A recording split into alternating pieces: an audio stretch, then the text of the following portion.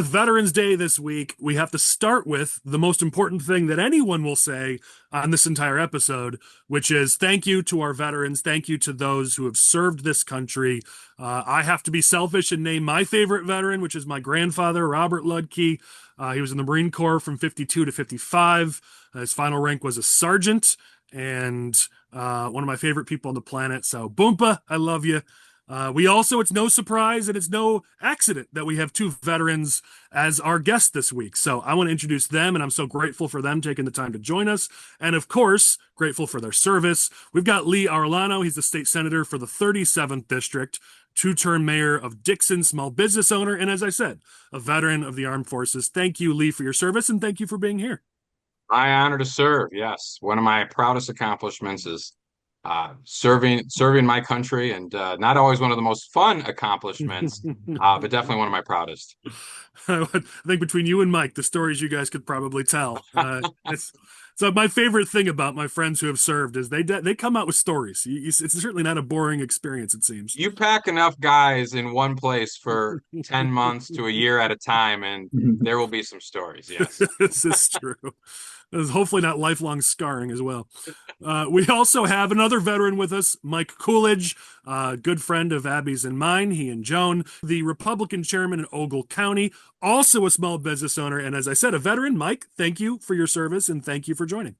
Thank you. And the storytelling thing, I sat at a veterans breakfast in Rochelle this week and talked to a 93-year-old and a 91-year-old to show you how time is just whizzing by. Neither of them were old enough to be in World War II.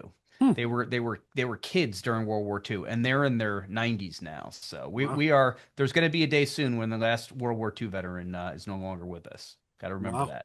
I think that's interesting. It makes me feel old, and obviously I'm not even close to that. Wow. Yes. Well, I mean, think about my grandpa. He's in his upper 90s, and he served 52 to 55. So that aligns right with what you're talking about.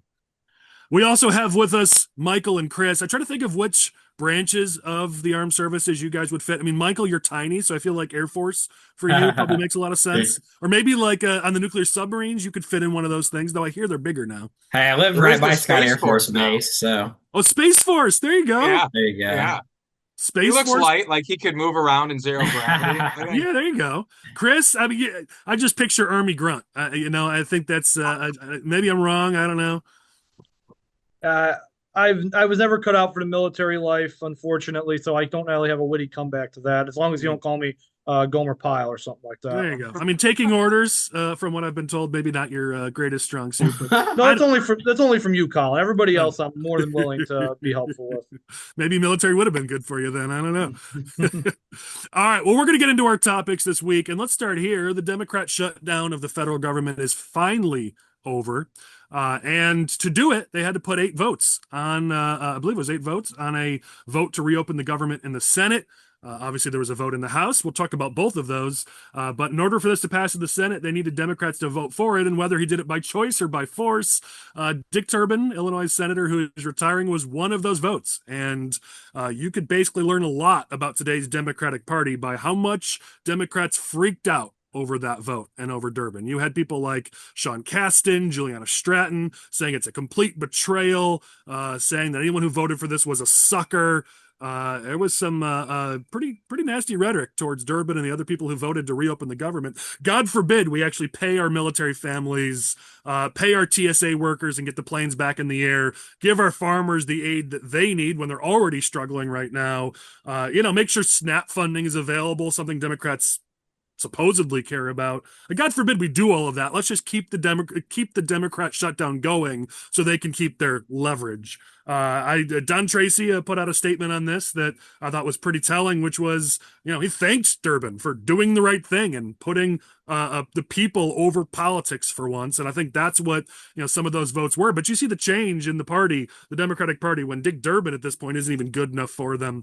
You can tell just how far left Democrats are getting. So your thoughts on the shutdown finally being over, on Democrats hurting working families, also they can gain some political leverage. We'll let our guests go first. Lee or Mike, if you guys have any thoughts, go for it.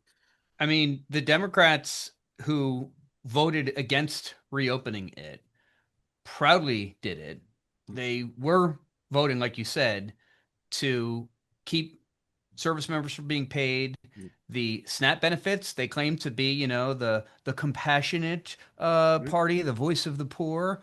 That just delay, all for absolutely nothing other than one, ostensibly sticking it to Trump, who wound up winning this fight, and two, just appealing to the extreme base of the left. That's it. That's all they accomplished.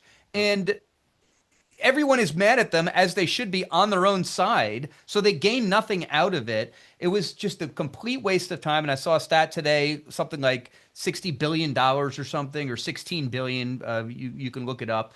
That will not be in the economy now because of that shutdown. Just absolute idiotic political faceplant by the Democrats. Yeah. I think I got three quick thoughts. My first is, what kind of political world are we living in where Trump has folks on the other side so deranged that they're the ones fighting to close down government, to get rid of government? There's a couple times during this whole thing, as a small government conservative, I was like, wait a minute, why are they fighting to keep government closed? And I want more government. Like, where are we on the scale where I'm this saying, is what Trump has done to unreasonable- us. He's changed it all, hasn't he? Right. He's turned Democrats into the party against federal government. Like, okay. So that was my first thought. And that leads to my second thought, which is they were really trampling on their own narrative. They kept trying to project that Republicans had shut down the government when we knew it was their votes that were stopping the government from opening. And so we saw in the state of Illinois, one of my colleagues put this out, that state agencies were calling it the Republican shutdown and blaming Republicans, which is unethical, might be illegal. Unfortunately, Democrats control every level of the process, including the courts in Illinois, so they'll get away with it. And the inspector general can't investigate anybody without their permission. So right. No, it's ridiculous. But this really put the lie to that, right? Because once enough Democrats said, yes, we will open the government in a clean, continuing resolution, then the government was open. It's that simple. Once even a handful of Democrats were willing to join Republicans in doing it, it opened. So their narrative was always false. They knew it was false. And I think one of the reasons they're so angry is because this highlights how false the narrative was. Because all across the media, what's being trumpeted is these Democrats who crossed and helped get the government open. And it was only a handful. So the whole world kind of knows the lie, right? This is all that was ever needed. It was Democrats holding it up. And here's my third thought. So I was on military duty, and I don't like to politicize that part of it too much, so I'm going to keep it brief, other than to say this. A lot of the folks that I served with, we were not getting paid for those 4 days, and they knew that in the past, government has allowed continuing resolutions for certain key workers, including the military, and that Democrats specifically hadn't voted for it this time. And they also knew that the government was shut down and pay wasn't happening because not enough votes from the Democratic side were coming over. I'm not going to put words in their mouth and saying whether they agreed or disagree or put any politics in it, other than it showed how much the narrative was being undermined, including by the people being affected by it. So I will kick back and close with echoing Mike's point, which is it showed all of this was unnecessary. And it really calls into question of whether you should even be able to hold out on a clean CR, really ever. I feel like each party that's ever done this has gotten egg in their face. And so the question comes, like, do we want to be able to allow people to hold up over and above 50 votes when it's a clean CR? I'm not talking about a Christmas tree continuing resolution or when people are using motivations. I'm saying just extending current levels of spending for consistent governance, because it's expensive. I mean, it's not fiscally conservative to have these weird shutdowns. And Trump started calling for it. He said, I don't know if this is a good way to do it. I support having the 60 vote threshold for most things. It prevents yo-yo government. It prevents these wild swings that are not good leadership. But if not allowing a continuing resolution that's completely clean is now the new political football, just like judges became in the past, very soon somebody is going to kill it, and maybe rightfully so. Yeah, I mean, from everything I've heard and everything I've seen, Democrats basically wanted Republicans. They were almost goading Republicans into nuking the filibuster. They desperately wanted it to be the Republicans' fault, that there was be Trump's fault that there's no filibuster, so they could do whatever they want if they take the White House back and take a majority back. Work. Yeah, and obviously didn't get anything, as Mike said. Well, you also had Raja. I mean, to the point that both of you made, you had Raja out there. He admitted that this was political leverage. I mean, literally said the quiet part out loud in an interview that they were doing this for leverage. It becomes really hard to blame, but he still did, by the way, because Raja will say anything. He's from the Pritzker School of Politics. He will literally say anything and with a straight face. Like, he's the one who admitted publicly it was leverage, then went right back on Twitter or X and was like, "This is the Republicans' fault." It's like, come on, buddy, come on. Clinging to the narrative. Yeah. I mean, Pritzker tried it again today, by the way. I don't know if you guys saw his press conference, but today he was like, they asked him, is this going to be the normal now where we have more shutdowns? And Pritzker's like, well, anytime someone like Trump wants to withhold SNAP benefits and make healthcare unaffordable, it's like, hold on a second. SNAP benefits weren't withheld and then you guys decided to stop the CR. It's because the government was shut down that SNAP benefits were under risk, which you guys did that. But the media doesn't challenge him on it. He just got away with it. I'm sure that will be the quote in tonight's news. And it's like, come on. Like, it's just, you can say anything, as Chris has said before. You can say anything in politics. And Raja, Pritzker, they do it day after day after day. And I guess it's, we're going to have to work harder to try to hold them accountable for their lies.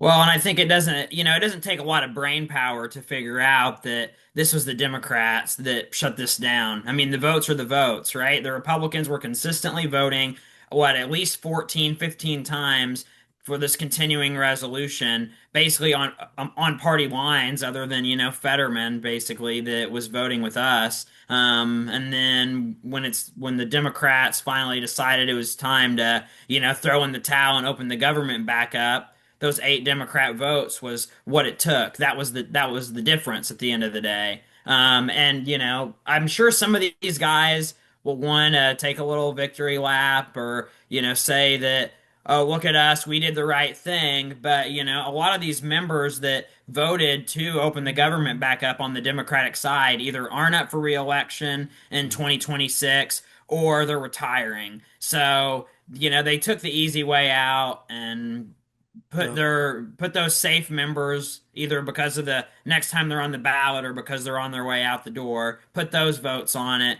They're going to take all the heat. But the Democrats really are having a hard time with this. Yeah, I mean, this is supposed to be the topic too about the Senate race. So, I mean, reason I brought up Tracy before, you've got Don Tracy on the Republican side, who's the only serious candidate on the Republican side, but Democrats have 3 essentially between Raja, Stratton, and Kelly.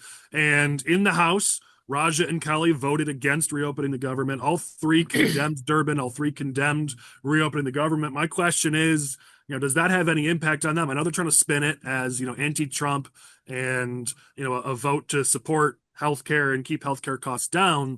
But the reality is they supported keeping the government closed for a record period of time. And now they want to be U.S. Senator. I mean, I think that's something we should probably talk about. Well, they tried to make the continuing resolution vote a fight over Obamacare subsidies when that was a totally unrelated issue, right? They were using it as leverage to get those subsidies continued. Well, the Senate and in the House will vote on that at a later date, probably sometime in December. And the Democrats, shut the government down for 42 days and didn't get anything for it. So they have the egg on their face. Yeah, it was kind of an underpants gnome strategy from the Democrats here. I think the big question is whether or not this government shutdown stays within the minds of voters when we get to the actual general election date and we get to general election season. I think it's definitely something solid to be talking about right now for Republicans at the congressional and the federal level. It's one of those things where we all know that voters have a very short-term memory. So we would have to have a pretty long-term effect of the government shutdown in order for us to continuously use, because elections, sure, less than a year away, but it's 11 months. Yeah. It's a year away. So we have to still have some lingering effects of the shutdown in order to point back to, or else we're just going to be rehashing the same talking points over and over again and trying to cling to that. I don't think that's going to work. And the issue itself won't be relevant in a year. I think you're right about that. But I think that it's the theme. And again, this is where Republicans always struggle. We'll talk about this during the Gov race, talking about the Kane County debater forum, where Republicans are always so focused on issues. We don't think in themes. And the theme is right now, when you look at who's winning Senate races across the country, governor's races across the country, people are looking for strong leaders. That's a big thing we're seeing in research and polls and focus groups. They want strong leaders. They want common sense. And so this just plays into that narrative of, if our candidate on the Republican side can prove that they're a strong leader, and you point to that Raja and Stratton and Kelly are not strong leaders. They're playing political games. They're willing to keep the government closed just to play politics. The issue itself will fade very quickly. It won't even take a year. It probably won't even take a month. But if you can continue to show that theme of our candidate on the Republican side is a strong leader, on the other side, they're just playing games and playing politics, that's what could stick in the minds of voters. And so that's why you're right, Chris, that we should be talking about this, because the issue will change in a month or a week, but the theme can continue. I think to add to your point on themes, there is an issue out there where a lot of moderate voters, even ones that don't like Trump or don't necessarily like Republicans, think the Democrats have gone too extreme. Yeah.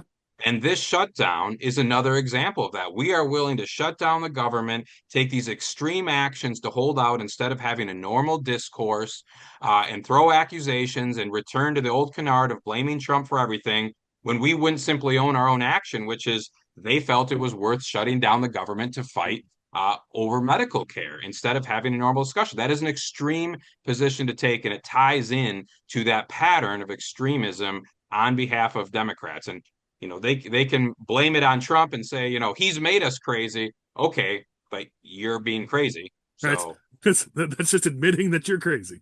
Right. And real briefly, the more that these happen, the less impact they have. When the government was shut down in 95, I may be the only one old enough to remember that vividly. It was a huge deal. Oh my God, Newt Gingrich shutting down the government. This is crazy. We've never seen this before. Now it's like, oh, another government shutdown. Like the world didn't come to an end.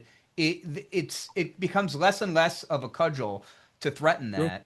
And it was just such a bad move by the Democrats. And I think politically, it could come back to haunt them for exactly what you said, Collin, in a political ad in the future, very near future. This is our Senate topic, so we haven't had a chance to talk about the Senate race in a bit. Chris, I know you and I had a conversation because Raja released 2 new ads in the past week. And the 5th ad, which has only gotten like 300 some odd views on Facebook or on YouTube, so I don't know how much they're using it. Maybe they're not using it a lot. I don't know, but he's the toughest fighter.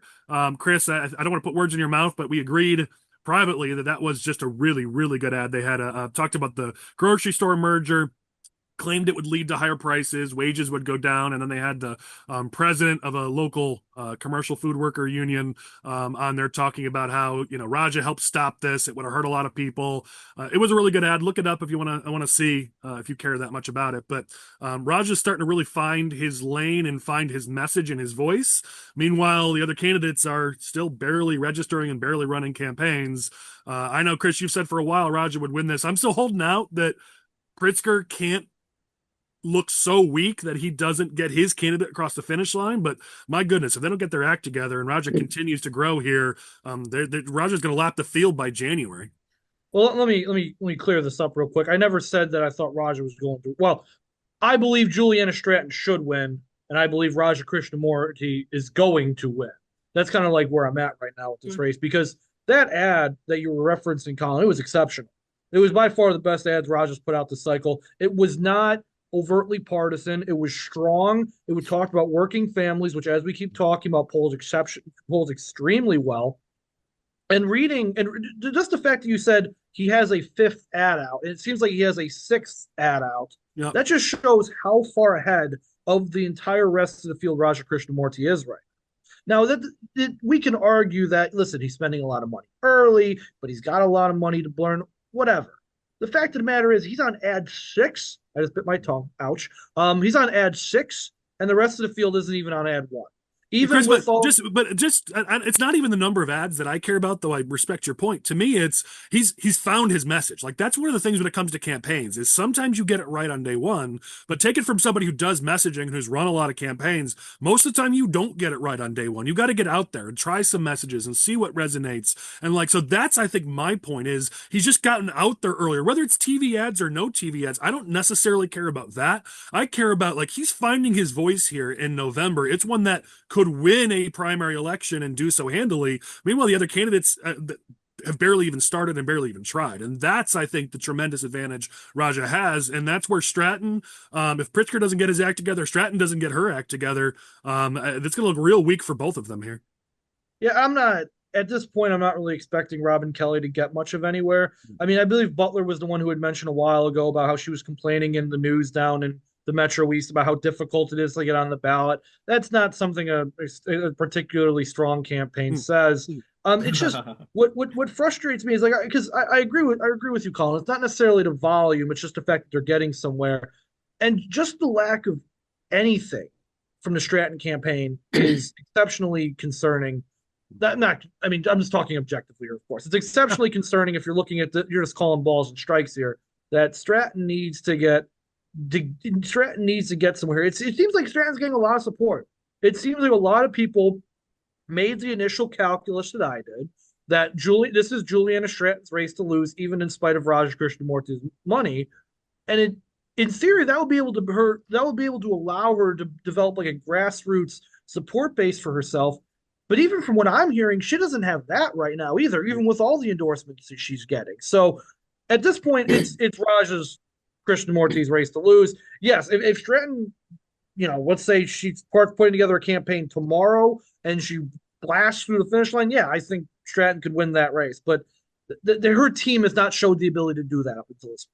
Yeah, one of the few things that I've seen out of the Stratton campaign recently is it seems like that she is trying to leverage some of the relationships that she has in the General Assembly. She was just down here within the last week in the Metro East with State Representative Jay Hoffman doing a meet and greet. She's been doing some of those kind of things, but nothing to the scale that Raj is doing, where she's not on TV or those kind of It's even just in the media. I mean, it's you look at the interviews, the earned media these candidates are getting, and Raja usually has as much as Stratton and Kelly have combined. Like, again, it's, yeah, money matters. Don't get me wrong. I'm a consultant. I get it. Money matters, but there's more to it than that. And in every area, Raja is outclassing the field, which fine, we'll beat Raja if that's what it takes. But, ultimately, if you're looking at this from an Illinois perspective, anyone who says that, Stratton at this point, she's not even going to come close. And that just looks weak for Pritzker. Well, also I think, it's kind of baked in from a media perspective because, this is a federal race. They're running for US Senate. Like the media, the last, 42 days was focused on the shutdown. So if you're a journalist on national news or even local news and you want to talk to a US Senate candidate about what's going on the Democratic side, who do you call? Raja. Because Juliana Stratton is just going to give the generic baked answers sitting in Springfield. Raj is actually in D.C. dealing with it. So I think that gives him an advantage on this race. Yeah. Last thing. Go ahead, Mike. Well, just saying, you talked about fundraising. I mean, it is stark, the difference between them and what a lot of people think, or a lot of people forget about, federal races versus the gubernatorial race. J.B. Pritzker could write a really fat check to his favorite gubernatorial candidate. He can only write a $3,500 check to Juliana Stratton. Yes, he has friends. Yes, he can bundle. But, I mean, what does Raja have? Close to 20 million, 19 million he's raised. I know he's spent a chunk. I mean, he's multi-lapping the field for them in fundraising. And there's going to be a point of no return soon where they're not only not going to be able to catch up fundraising wise, but they're not going to be able to catch up with all of the earned media and overall, brand he's putting out there to primary voters. And, unless he does an incredible faceplant, he's definitely leading the pack right now by a long shot by many, many factors. I think one of the things that plays in Raja's favor here is in a race with so many candidates, it's hard to pick which of your opponents in the beginning you wanted to find. And I think that window has closed. I think Raja's won the early windows, the early period of the Democratic primary, and any window to effectively portray him a certain way, he has taken advantage of it, portrayed himself, and none of his opponents have defined him. And I think that window, barring just a massive, massive check from Pritzker, that, like $100 million check. I think that window's closed. And with it, I think a decent percentage of the window of opportunity to win the Democratic primary. There's a lot of time left, and certainly things can swing, but the early stage, I think, goes to Raja, and with it, any chance to define him. He sees that. He was better prepared at the beginning for the moment. He's run better through the first stages of it, and he has defined himself, and like you said, started hitting a message. So I think it is his race to lose on the Democratic side. And I do think that is a reflection on how organized Pritzker is and how focused he is on anything maybe besides his own presidential ambitions. Not a good look for him in terms of, is my focus on my state? Is my focus on my team? Is my focus on the legislation? Or is my focus on my national ambitions? It's one more, speaking of patterns, it's one more piece of the pattern that says his focus is not on any of those folks, including his own lieutenant governor. It is on his national ambitions. That's a real good place to stop this topic. I mean, yeah, there's PACs and 527s where Pritzker could drop his cash, but at this point, we're going to find out if Robin Kelly's a plant, because you're right, Lee, Raja is the front runner. So come January 2nd, the other candidates are going to have to start whacking at him. If Robin Kelly doesn't, then maybe the rumors that she's there just to steal votes from Stratton are true. So there's some interesting days ahead on that race. Let's shift over to the governor's race. We started on politics, so let's keep going on politics. On the governor's race, it's not news necessarily, because I'm sure everyone watching this is already aware, but Darren Bailey has officially stated that he'll be staying in the race. Of course, we've all sent our condolences multiple times, and certainly to our guests, you're welcome to do so if you'd like, even though it's been a few weeks. Once we're done with that, I think at this point, the race is back on. We can just start talking about the race again. As much as certainly we feel for Darren and the family, he said he's back in, so we can just start talking about the race without maybe having to couch stuff. But just in case, if Mike or Lee, if you guys have any thoughts just on that you want to share, and then let's talk about the gov race and anybody's thoughts on the race, especially because there was a forum in Kane County. There's been some developments over the last few weeks. We now know who's on the ballot and who's being challenged. We know the order of candidates when they're on the ballot and how they'll appear. So we know a lot more today than we knew even a week ago. But like I said, Lee or Mike, if you guys have thoughts on just Darren, feel free. And I don't mean to put you on the spot, but before we start talking politics, if you wanted to say something, go ahead. Yeah, I'll just say I was at an event that Ted Dabrowski was at, and Darren Bailey was at, and Brian Drew for comptroller in Freeport, literally the night that he got the news on this.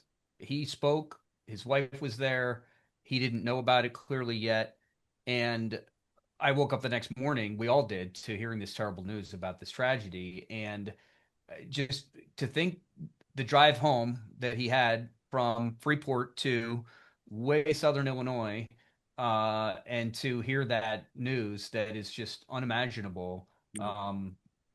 We, as you know, chairman of the Ogle County Republican Party, and I'm sure all other chairmen and precinct committeemen and anyone who knows who he is, really just hearts are broken and continue to be. And I don't know that anyone can ever recover from something so drastic. So yeah, prayers continue for Darren Bailey and his family forever, really.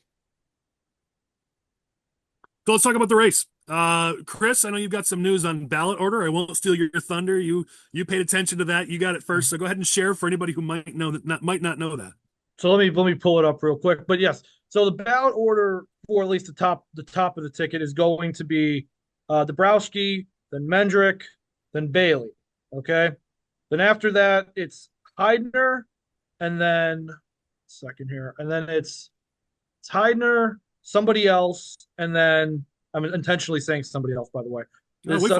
Heidner, somebody else, and then Max Solomon. But somebody else and Max Solomon have been challenged, so that's up to see where that's going to play out. Now, obviously, statewide ballot position isn't going to mean that much in this terms in this type of race, because this isn't really that much of a clown car. But still, yes, we do have ballot positioning now, and Dabrowski will be on the top. Yep. And as you said, I mean, the impact for those who don't know is on low name ID races. Ballot position is key in low name ID races. You can gain as much as 6 points, studies have shown. If you have top ballot position, you can gain as much as 4 points. If you have bottom ballot position, you can gain as much as 2 points. If you have the second position, assuming there are, I think it is 5 or more candidates. I think that is for the second position. But all that is contingent on being a low name ID race. In a race for governor, hopefully these candidates start running real races, races, and it's not a low-name ID race. But maybe it is. Maybe it ends up being a low-name ID race, and maybe ballot position has an impact. Complete aside, I know we're talking about the gov race. I just thought it was absolutely hilarious how LaShawn Ford and Daniel Biss both won the lottery for their districts. Like, come on, guys. Like, that's just an aside. My apologies. Yeah, fair. So on the race, anybody have a chance to either hear what happened in King County with the forum? You had Dabrowski, Mendrick, and Del Mar filling in for Bailey at the forum. I watched it, so I've got some, listen, but I've got some thoughts, but I don't want to, I've talked too much already. So if anybody has some thoughts before I go ahead. Or was I the only one dumb enough to actually pay attention to it? I watched 75% of the debate, and the first like half hour was the moderator, like it was like a speech from the chairman of the county. So I don't know what I missed. Yeah, it was extreme. It was the whole event was supposed to start. I don't remember what time, but it was like 30 minutes in and they still hadn't actually started. So yeah, it was a bit much, but I guess I'm only nerd here, so I'll jump in. I mean, I don't think anybody's surprised necessarily at what I'm about to say. I mean, Ted was solid on policy, but as a presentation, it was not great. And this is me, but I also heard this from a number of other people. He's still finding his stride, and this is new for him, so I don't, I'm not attacking him for it. But even like, man, I had another thought. Like, literally, like I had another thought, I'm forgetting, and then a pause and like stuff like that. That it's just if you've presented before, if you've spoken before, you don't do stuff like that. But even when speaking, especially when you're right next to Aaron Del Mar, who's a forceful speaker, you got to have a little more passion and energy. And a lot of people said that didn't really come through, and I kind of caught the same thing. But on policy, he was the best of the three, which for some, that's what matters. So I will be fair on that. Mendrick surprised, I'll be honest. He did very, very well, but it was on one issue. Every time they asked a question, it was right back to crime. How do you feel about the weather? Crime. How do you feel about immigration? Crime, which that one kind of touches. How do you feel about my shoe color? Crime. I'm sure that was on purpose. But when you have an issue that, according to every poll that we've looked at over the last 6 months, crime is in single digits in terms of issues people care about. You had lots of opportunities to talk about the economy and cost of living and taxes and things that Republican primary voters right now say are their top issues, and refuse to do so. So he did do very well, just overall. But a lot of people have questions on, do you have a position on something other than crime? Be nice to hear.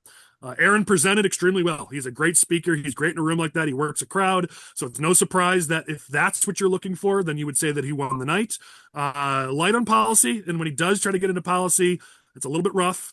But he's your light gov candidate, not your gov candidate. So maybe you're okay with that. So it's hard to say anyone came out a winner overall. I think what you expected is probably what ended up happening. Ted did great on policy. Aaron presented the best. If you care about crime, Mendrick's your guy. So that's the takeaway from somebody who wasted an hour plus of his life, plus the 30 minutes of whatever the BS was before they even started the forum. So there you go. And I think that's been the narrative up till now. Yeah, I think, I've seen several of them either together or at individual events, and that's exactly the narrative. I think Sheriff Mendrick's an impressive guy anytime you're talking about crime, truly knows his stuff and has a lot of good ability to put that real world experience into policy in terms of crime. He didn't just win on it. I mean, it was impressive. Amazing. He's probably one of the best speakers in terms of combining those elements, like the real world impact, personal experience, and then conveying it to the audience. Probably one of the best I've ever seen on that specific issue. Agreed. Anytime you leave that issue, it's pretty clear you've left his wheelhouse. With Dabrowski, I think every time I've seen him speak, it's very clear, with the exception of crime, he is the master of all of the other elements of policy. This has been his life for a long time. It was in his personal background as a banker and finance. So anytime you're touching the financial topics, he's had experience with them in the real world, as well as, as a kind of government watchdog and journalist. Full disclosure, I was a Bailey primary voter and general election voter in the last cycle, pretty conservative. I guess my hope this time was kind of that he would use that opportunity and experiences to mentor this slate of leaders. Obviously, he's chosen after a period of time to throw his hat in the ring. And so one of the challenges for Dabrowski is going to be being a first-time candidate at this level is very hard. Being a first-time candidate for school board or mayor or anything is very hard, because there are different skill sets with being a candidate than there are with policy or with governing, right?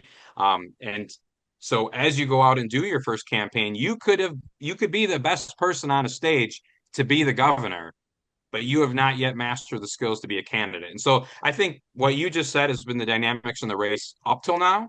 And we'll see who is able to change the narrative. I mean, Bailey has his narrative of he got beat by double digits. He was not able to peel in Chicago or in the suburbs. And in order to unify the state, that is how you win as a Republican. You have to unify some elements of rural areas, the suburbs, and the city to get to 50% plus one. And so that's the knock on Darren. And so I'm just kind of watching and saying who can break the narrative. I do, as a policy walk myself, though, I do love listening to Ted talk policy. So I enjoy that. Yeah, I mean, it's pretty clear. Like if we had a scientist who could just like create a clone that was, Delmar's speaking ability and Dabrowski's brains, Republicans would actually have a real candidate at that point. We're sort of looking at like each of them brings something to the table, but not enough yet. But as you said, it's early, which is why I always feel bad when I kind of ding Dad on like his presentation. Like on the one hand, I know he's new, and so it's like I get that. That is a learnable skill. I've worked with a ton of first-time candidates, so like I 100% get that it takes time. The problem is you threw in for governor, and like the primary's in a few months here. So like, yes, I know it takes time, but you put your name on the ballot. I didn't force you. Nobody forced you. So yeah, we're going to have to hold you to a high standard, and you're going to have to rush to reach that because you don't have a lot of time. I gotta give Aaron Delmar credit because he actually subtly called out Ted on an issue that I've been talking about for a long time. And that's the fact that you can't really tell the police officers and the firefighters that you're going to take away their pensions as a Republican and then expect them to vote for you. I respected Aaron actually like saying that out loud. He got to it not because he was going with sarcastic, and I don't think anyone in the room caught the sarcasm other than maybe you and me, Chris. Didn't come across as effectively as it could have, but I did catch that too. That he hit on pensions. I think those two could go at it a little more. Maybe don't be so subtle about it. That's a debate our party ought to have. Let's do it out in the open instead of jabs that only people like Chris and Collin pick up on. Well, that's also going to be interesting if somehow the Darren Bailey, Aaron Delmar ticket becomes the ticket in support of public sector pensions. That would be a really, really big change in the dynamic of this race. They will be getting endorsements from people you would not be expecting to get endorsements from, and that would Tom DeVore's head would explode. And Chris, wouldn't that be the change that we've been promised, right? We've been told this is Darren 2.0. This is a new campaign. I want to know the comments Aaron made regarding pensions. Does Darren hold those same comments or do they disagree? Because you're right. That would be a big change for Darren. And that's why I say, let's not do that subtly. Let's have that conversation. Is that a change in policy from the Bailey Delmar ticket? And if so, let's have that full debate as a party. When they did the forum in Peoria, the first one I saw, they really went at it, those two, Delmar. And Bailey hadn't even announced yet that he was running. And it was, a month or two ago. Michael, I think you were there too, right? I mean, it was, I was there. The sheriff and Delmar, you could tell that the sheriff had never been criticized publicly before in that way because he heard he ripped the mic away and had to speak. He was pretty ticked off. So I want to see more of that out of the primaries, frankly. Some passion. Yeah. Let's go through this gauntlet now because the Democrat who they face is we all know who it is. Yep. And he's not going to play nice. So why are we playing patty cake when we know our opponent is going to go scorched earth at 7:01 on March 17th? Yeah. A question I have for you guys. We've talked about sort of Delmar versus Dabrowski here. I understand that obviously Darren was taking a step back from the race and maybe kind of still is. Maybe he'll do fewer events and fewer things through the end of the year or something. All respect to that, and that's fine. But my question is, have you guys ever seen this before, and why are the other campaigns okay with this? Where it's one thing to have Delmar stand in for Darren at an event, but in a forum, I've never seen it, whether in the past in Illinois or in another state, where the other gov candidates don't say, yeah, we're not going to do that. We're not running against the light gov. If you want to have a light gov debate, then we'll call our light govs and have them be on stage. But to have two gov candidates or three or four gov candidates, because Max Solomon was supposed to be there and didn't, and then a light gov candidate, I've never seen that dynamic in play. It's interesting to me, but if I was one of the other campaigns, because Delmar is a better debater than Darren is, and B, because it weakens you. It's govs in a light gov. Like, I wouldn't be okay with it. I would say no. I'd refuse. But apparently the other campaigns are just going along with it. And before anyone says anything, the Kane Forum on Monday, like, yes, I know that happened during Darren's pause, but the flyer for that went out well before the tragedy, and Aaron was slated to speak well before the tragedy. So this was always intended to be the lineup, and the other candidates were just like, sure, whatever. Maybe. Yeah, I mean, I think it's a smart strategy from the Bailey team, as long as it makes the other guys look weak. It. Like the Bailey campaign's doing it right. Like, yeah. If they're willing to debate my like gov, and then I just look like the actual real guy who I'm not even on stage with you weak people. Like, it's a good play by the Bailey camp, but the other ones are just going along with it. You're also picking your battlefields because, if it was way down south, I'm guessing they wouldn't do that substitution. True. I'm guessing they'd have Darren in. And so I think that's a valid point. If they're going to let Aaron take the lead when you're in northeastern Illinois, and then Darren elsewhere, I think the other campaigns strategically need to look at that and said, well, that's not a good, fair debate. And this is why we have these discussions. We've got 5 political experts on this Zoom and this podcast. The whole point is like these higher level discussions, because for those who are watching this, you're probably not running in the gov race. You're probably focused on another race, but we want you to learn from the strategy of these campaigns, because we all, as a party in this state, need to get more strategic. I'm sick and tired of our party playing checkers while the other party plays chess. So we're talking about this because it's interesting, but also so you guys as our audience can learn from it. Well, and it does track down. Like, I want to connect this to local. I mean, obviously, I'm biased. I was a mayor for a little while, but it tracks to other races. For example, my wife was very active in the pro-life movement. I've given donations to some of the causes she supported. She has helped those for a long time. And so if she's, going to go speak to a pro-life group, I have a certain amount of authenticity on that. She has even more. And so why wouldn't you bring those folks in your life who can speak to what you have done, or even let them be an advocate for you in those places? Who you send where is tactically useful in campaigns, because it shows that you're the real deal when it comes to this issue, right? If somebody questions somebody on finances and the person they're questioning has a financial background, bring that to bear, right? And maybe use some of the people who have shared that financial background with you and deploy that measure. And I think to some degree, what you pointed out is what Darren is doing. He was criticized on how he worked in the suburbs in Chicago. And so he picked as a like of somebody from that region, a leader from there. And then given the opportunity, like you mentioned, they're allowing him to do it, put him on the stage in those regions. All right, that is the face of the campaign, our ambassador in this region. Again, if you were further down south, I think strategically they wouldn't make that move. And it's a wise move. Yeah. I was going to say that Darren's campaign is the only one who can make this play also. Like, do we really expect who's Renteria for Mendrick, and then that's a good point. Carrie, I think it's Carrie Mendoza. Two literally who's that no one's entirely sure why they were picked. Like, Bailey is the only campaign who could do this. I mean, Heidner can, but they're not doing much of anything, which is funny because they're not really going anywhere, and their campaign manager's only experience in politics is literally going places by being a driver. Remember that, folks. So I'm not really sure what Heidner's camp is doing right now. We've got more intel on the race now, and more will come out soon, but he's not actually running the campaign. They've hired a staff, but we'll talk about that another day. But one of the last takeaways from the debate that I just have to talk about, because I'm a broken record, but we're going to talk about affordability later in this podcast, because even the Trump White House is understanding we've got to talk more about it. And yet you heard cost of living and affordability barely even mentioned in that debate. Taxes, of course, because we're Republicans, so we're obsessed talking about taxes. That came up a little bit, but very little talk about the cost of living and affordability. And I can show you poll after poll in Illinois that's number one, even amongst Republican primary voters. But IPI has a poll that says it's taxes. So, of course, Dabrowski will keep saying taxes. But that was one disappointment I had for the whole field at that debate on Monday.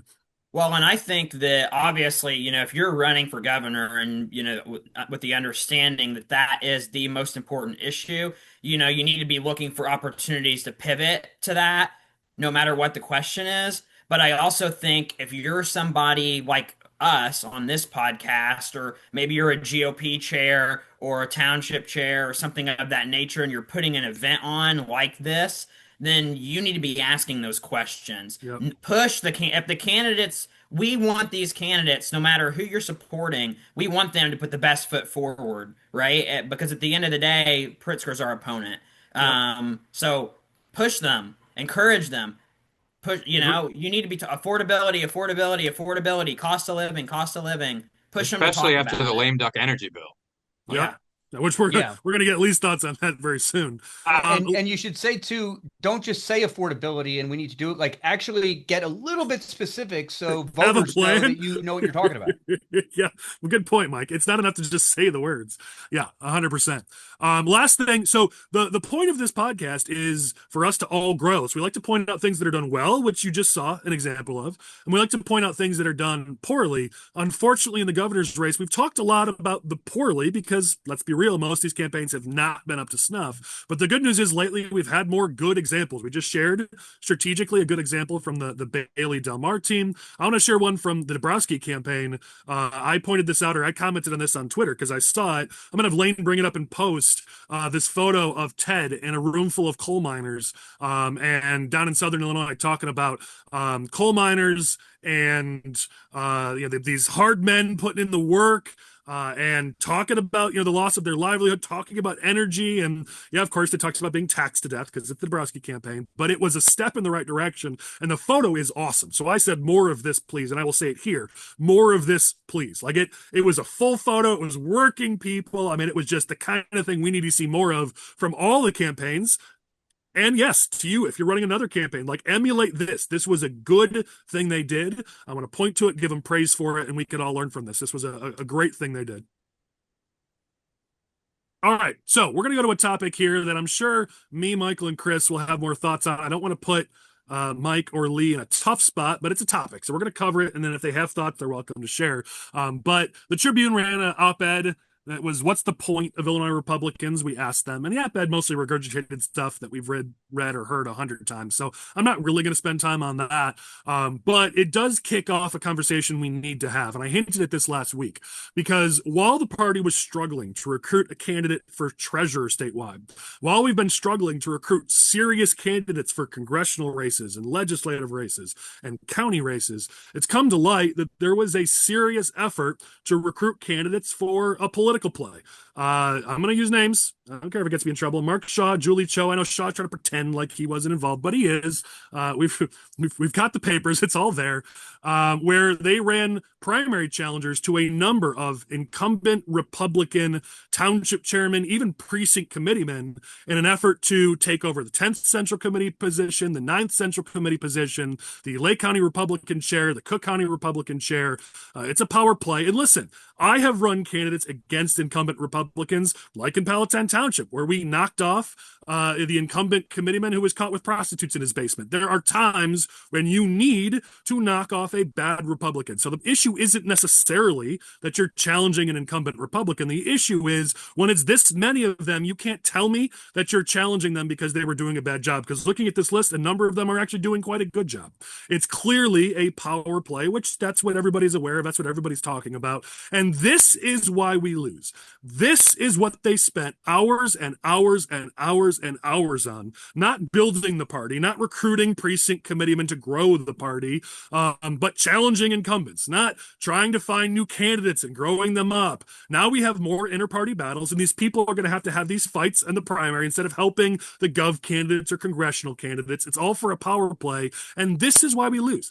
I've been dealing with this for 20 years. I've been watching this in Illinois for 20 years now, where everyone wants to be king of the mountain. The problem is Republicans have no power in the state. You're literally king of an anthill, but they don't care. As long as they can plant their flag in the top and call themselves king, they're happy. When the reality is this party is so weak, and I'm going to say it, so pathetic, that we can't win basic races, that we are losing left and right. And yet, instead of spending time fixing that problem, let's go make sure we can be king of the Titanic as it goes down because we already hit the iceberg. Like, that's where we are as a party, and it's so incredibly frustrating. And it's not just this. Listen, you also have a number of people, and I know I'm biased. Just for those who don't know, we work with Don Tracy, so I obviously I have some bias here. But there's a number of people who got involved because they don't like Don Tracy. So they're starting to artificially prop up one of the other 7 candidates who is essentially a carpetbagger. She has no support in Illinois. She had to pay to get all her petition signatures done, and they were all done by out-of-state people. No endorsements, no donations, no support from anyone in Illinois. But these people who hate Tracy for their various reasons are now trying to prop her up, which is just going to cost Republicans money in this primary for no reason, because she's not going to win. Consultants will make their money. They'll be able to, we screwed over Don Tracy. Fine, but you hurt the party along the way. And this isn't the first time. These same people, when there was no candidate for U.S. Senate, had no interest in recruiting a candidate. But the moment Don Tracy said, okay, I'll do it, they suddenly overnight started recruiting candidates. It's like, wait, where have you been then the last few months? Like, if you could have recruited a candidate, and they almost had one, but thankfully that candidate was wise enough to say, why would I do this? And they're now running for one of the other statewide slates because they're a good person. But like, they tried to get them to run against Tracy for Senate. It's like, wait, you had months to recruit, you didn't do it. Suddenly in 2 days, you have a candidate for U.S. Senate because you don't like Tracy. That means you could have done it months ago. And that's my point. That's I'm finally getting to it. It's not about a defense of Tracy. Of course, he's my client. Of course, I'm going to do that. The reality is you recruited a candidate in 2 days. You could have done it for one of the other statewide races if you actually cared about building this party.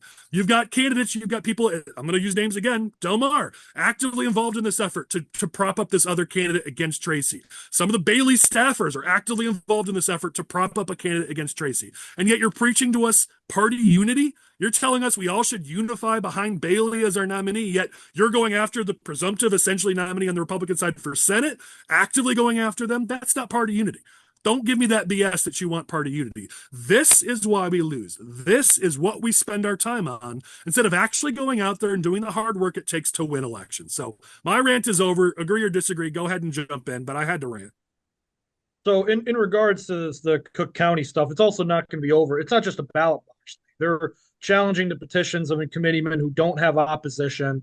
And some of them are going to get kicked off the ballot because Cook County has changed their signature requirements, that they're way higher this year for whatever reason.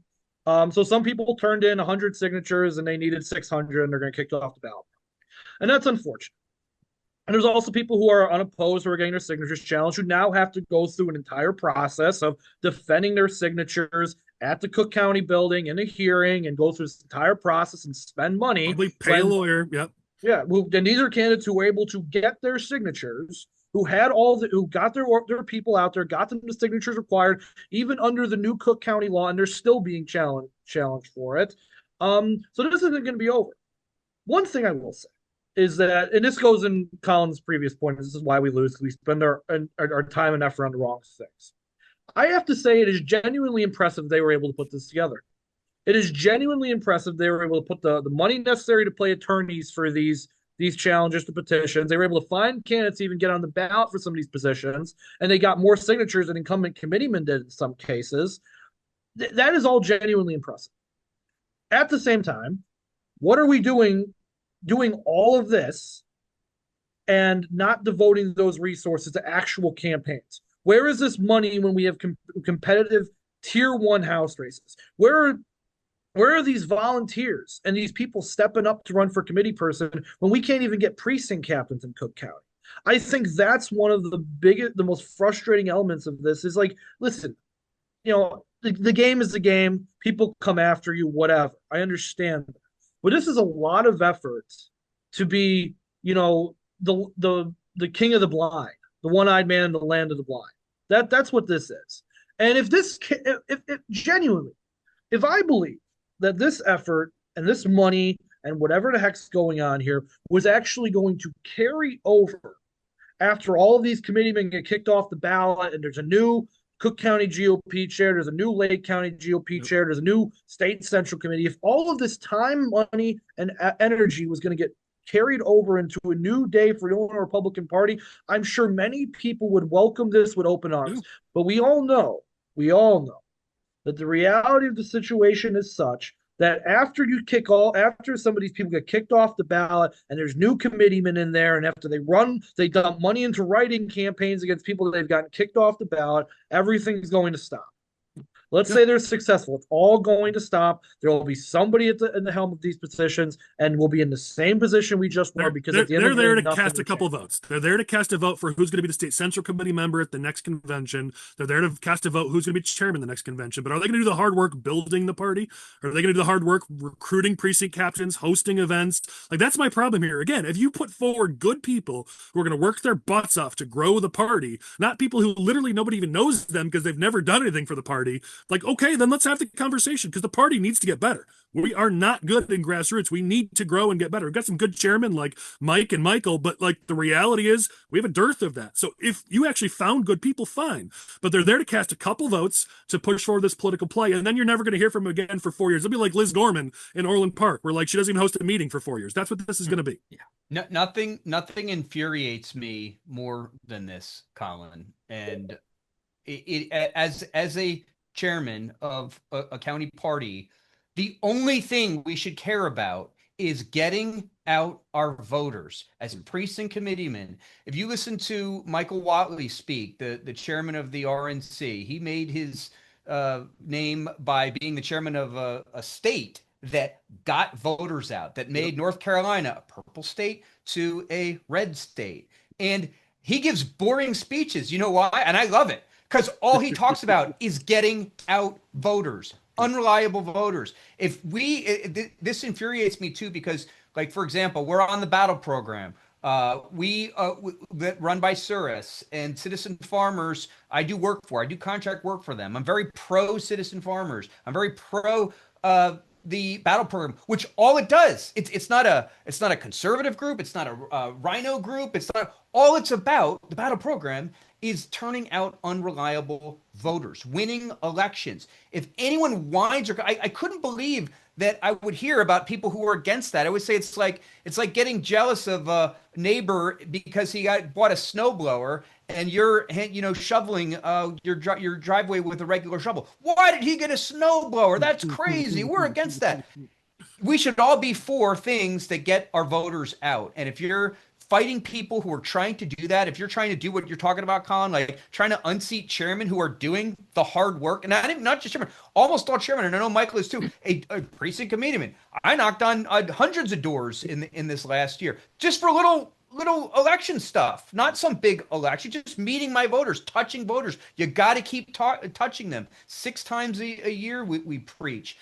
Because the Democrats have been doing this forever. That's why when you see the voters and the vote totals in the midterms and in the races here in Illinois, Democrats always destroy us. To put in the work. So much of it is about getting out their voters. I couldn't agree more with your rants, and it infuriates me. It's frustrating. One thing that I would say that's on a similar vein, Chris and I looked through a lot of petitions, the ones that were filed in Springfield, and even I looked at some of the ones that were more local. And you go on Facebook and you see these people that are encouraging primaries. They're out recruiting candidates, to primary incumbent, state reps or county officials. And you look through the petitions of these opponents that they're encouraging, and some of these people that are posting on Facebook, shit posting about Charlie Meyer and how he's the worst state rep that this state has ever seen. You go to look at his opponent's petitions. These people that are doing that on Facebook 7 days a week, multiple times a day, didn't even circulate one page for the opponent. So they talk a lot, but at the end of the day, they don't do anything. And that's one of the biggest problems that we have. Well, wait, Michael, last week we used an example of McHenry state. County. Last week we used an example of McHenry County where you've got somebody who spends all of her time on Facebook, you say it, shitposting, attacking Republicans nonstop. And yet McHenry County, for the first time ever, has more Democratic committeemen filed than Republicans. It's not even close. In McHenry County, like this is our problem right now, is we spend all of our time on social media and talk about how horrible every other Republican is, but it's the man in the arena. You know what? If you don't like what they're doing, fine, but at least they're in the damn arena. They're actually putting in the work, getting blood and sweat and tears and getting dirt under their fingernails. You know what? Go out there and put in some work, and then fine, go on Facebook when you're done and complain about everybody else. But if you're not willing to put in the work, then maybe shut up and get out of the way. I think the only thing I'll add is that when you're in the super minority and you got the money stacked against you because the governor's a billionaire, and you got the map stacked against you because the Democrats aren't ethical, And I say this as a Tea Party Republican who really doesn't have any big problem with primaries. I'd be a hypocrite if I said I did. Yeah. But I think in that strategic position, one of the most valuable assets you can have, one of the most valuable skills you can develop is coalition building. Like, we are not in Texas where we're fighting over the control of the state. We are in Illinois with the deck stacked against us, trying to build a team that can get to 50% plus one. And people are engaging in these inter battles. And I don't know that the specific of that area. It's not my region, so I'm not speaking to specific of theirs, but you could echo that in other places around Illinois. And one of the reasons I haven't engaged in them, other than in primaries directly on principle talking about issues, is because once the primaries are done, you cannot have been so scorched earth that the coalition builders and the people with those skill sets do not have any oxygen left to do their job in the party, to fulfill their role, build the coalition that builds momentum into election day in November. If all our tactics are to win in the primary and then we fizzle out in November, I'm not interested in that. Like, that is not a serious approach. So coalition building, don't burn the bridge. And Lee, we'll close with this, and then we're going to get to some veto topics, so you can hit on some of the things I know you're burning to talk about. But I'll close with this. I'm with you. I have publicly preached the value of primaries. In everything, it's how you do it that matters. If, just for example, if Lee, you were in this Senate race with Don Tracy, I would welcome that with open arms. Let's have a debate, let's have a discussion, and figure out who is the best nominee for the party. That's a good thing for our party. If you've got somebody who everybody knows, even the people backing her know she can't win in the general, and she can't even really win in the primary, but you're just backing her because you don't like the guy and you want to screw him, that's where it's a negative thing. A positive thing is let's have real candidates, real debates, and a real discussion as a party about who should represent us. That's where primaries are a great thing, and I love primaries for that reason. But if you're just doing it with the sole goal of hurting a fellow Republican, then you are one of the people who's trying to burn down the party, not somebody who's trying to build up the party. And we don't win on the former, we win on the latter.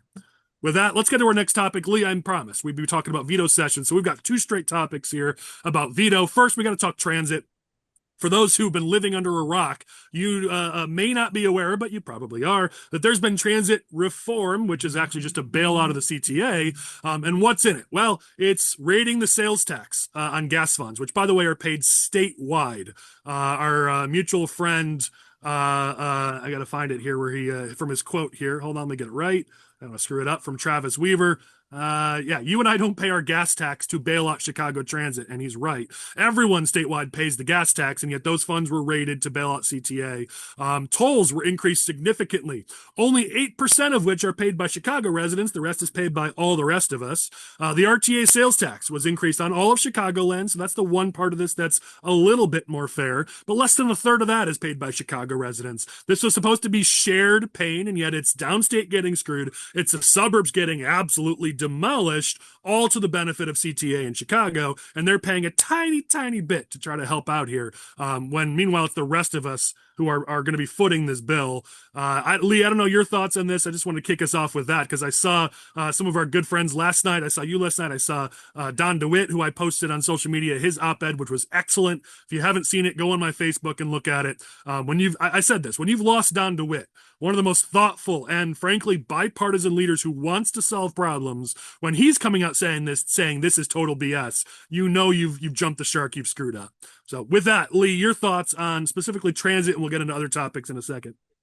Well, I will try to limit it because I have a lot of thoughts, and they are not happy thoughts. And I'll preface with this. As a freshman state senator, I got out of spring session, and the ending was very unethical, the last few days, the budget and the shenanigans. But overall, especially during the committee process, I thought, I had a chance for some input. Other Republicans did, was able to tweak some bills. Like, it could have been worse, right? And that was, I pushed back on what I could. But then I got to veto and all that stuff happened. I was like, oh, here it is. Here is the horrible power plays, abusing the map and the positioning and screwing over rural folks. Like, this is what we were waiting for. They just didn't get around to finishing it in the spring. And one of the chief among those was that transit bill. They got blasted by statewide constituents over the 6% service tax. And so then they powered through at the last minute this Amazon tax, pizza delivery tax, $1.50 for every online order. That got hammered. They didn't even coordinate with the House. The House was blindsided. So the House Dems didn't even call the bill in spring.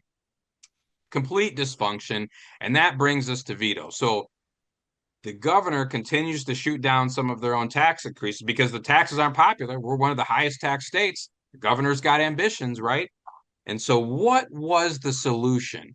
Let's raid road funds from everywhere outside of Chicago to bail out Chicago. It was literally the most extreme version of what we had been concerned about all along. It's the stereotype brought to life, right? Is there's over 500,000 in rural road funds that we would have been getting in the past formulas that are now going to public transit.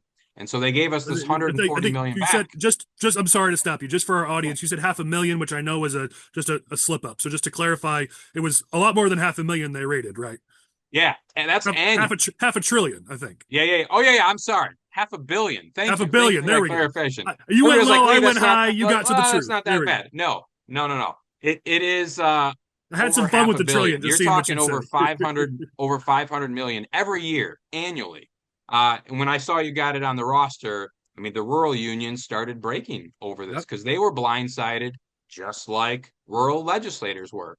And I think that's important to note because people will tend to look at this and say, oh, it's just Republicans getting mad. It's a partisan thing. They're always saying these false accusations. No, this was not an R versus D thing. This was an urban power abuse, and not even the people of the urban areas, the legislative powers that be that didn't want to legislate effectively or honestly, making power plays in the middle of the night in a veto session, raiding road funds from everywhere rural. My district has some of the furthest away tolls in all of Illinois from where this is happening because I represent along I-88.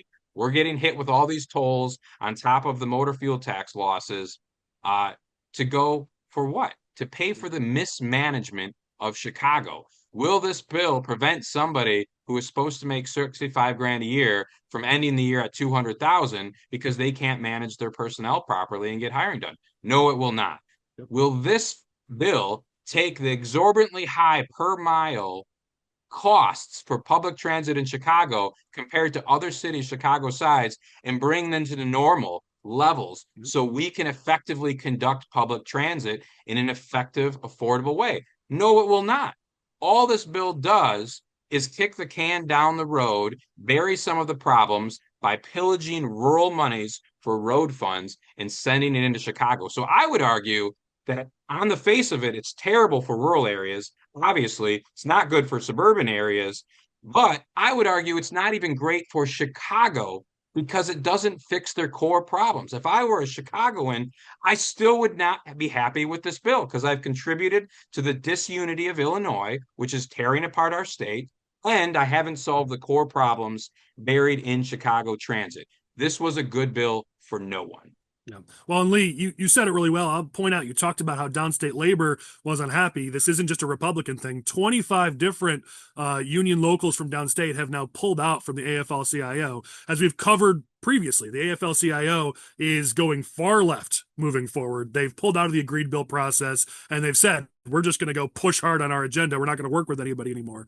And so you see now the fallout from that, the fallout from the transit bill. You saw, I think this in the Daily Herald, Mike Moran, a friend of ours and a client, Barrington Mayor, he had a great interview with Daily Herald, which this is an angle I hadn't thought about, but the trucking industry, because he owns a big trucking company. He said the trucking industry, this is going to kill him. Some of his quotes here, they had no notice, no word. Their single largest cost increase they've ever seen in 46 years in business now is going to be this increase in toll. They already pay about 1.2 million in tolls. And he said that when he woke up after this bill passed, he was told this would be another $360,000 on their bottom line. And when you talk about hurting the trucking industry, that gets passed down when you're buying bills or buying goods throughout the whole region. The cost of trucking is getting passed on to you. And so when you talk about regressive taxes, it's tolls, working people trying to get to work. It's on trucking. So now when you go to wherever you go to get your toilet paper and your necessities, that's going to cost more because of this. Your sales tax, when you go to buy goods and services or goods in this state, throughout the region. Again, regressive. You're talking about the Democratic Party, who in this state claims to be for the working poor and working families, and yet you look at how they funded this transit bailout. It's almost entirely on the back of working families. This is one of the most regressive solutions they ever could have come up with. Anyone else have thoughts on this? Lee killed it. So if anyone has thoughts, go ahead, and then we can move on. Just briefly on the labor issue, I do think it's very unfortunate that the downstate labor councils had to leave the state AFL-CIO, but they frankly pushed them to this position. I wish it's in labor's best interest to represent the entire state labor's interests and not necessarily just like a certain few in the interest. I'm surprised we haven't heard, and if somebody's seen it, tell me if I'm wrong. I'm surprised we haven't seen anything from 150 about the road fund. Usually every time the road fund even gets mentioned, 150 has a statement on it. I haven't seen it. Because the money's being taken from the sales tax on the gas tax, and they've always admitted privately that was just fun money. So they didn't care too much about that, and they got their tolls, so they're okay. But yeah, not a lot of conversations been had, because clearly 150 had to be kept happy in order for this to happen. And it seems like the toll hike has kept them happy. So, okay. Well, either way, I wish, solidarity is supposed to mean what it says. Is that supposed to be sticking together from an organized labor perspective? And it seems that the downstate laborers councils got left out to dry here. They got sold. Yeah. Well, last thing. I should have mentioned that Lee Arellano is my state senator. So Lee, I appreciate your representation in this issue, and you're representing my viewpoint for whatever that's worth. I'll close with this, just something that just drove me crazy. There's a piece in Governing that was posted where supporters of this legislation, here's the key word, hope it makes the transit network easier to use. Like, that's the key here. Like, if this bill was written where here's a reform, here's this reform, that reform, this reform, that reform, then I think a lot of us could say, okay, we're getting something for this money, but it's a hope. It's literally, here's $1.5 billion to $2 billion. Now please do things better. That's what this is. We've rebranded RTA to NITA, so we put a new logo on it, new colors, maybe a new logo. This is great. Look, it's all different. It's the same thing.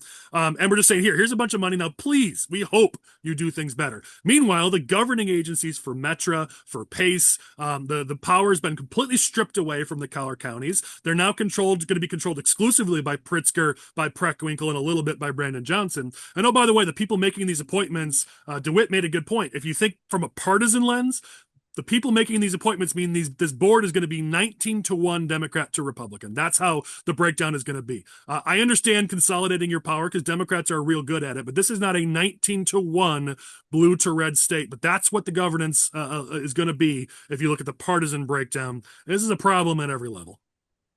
All right, Lee, I know you also wanted to talk energy. I wanted to talk energy because a lot of people have talked about energy from the cost of living standpoint, which is good. We should continue to talk about that because this energy bill that was passed is going to add a line item on all of our bills. That's going to cost up to, I think, $8 billion was the number they said. It's always more than that. So they say 8, it's going to be more. So that's a huge problem with this bill. But the second problem is it gives bureaucrats basically control, significant control they haven't had since 1997 or earlier, where they can have control over rates, they can have control over building and or closing fossil fuel sources and sources of energy in this state. This is a bureaucratic takeover of our energy sector in this state, on top of costing working families significantly, all for what they say is going to be a benefit. But the last 5, 6, 7 times they've promised us that give us one more bill and your energy rates will go down, and they've never gone down. But this time it'll be different. Lee, your thoughts on energy?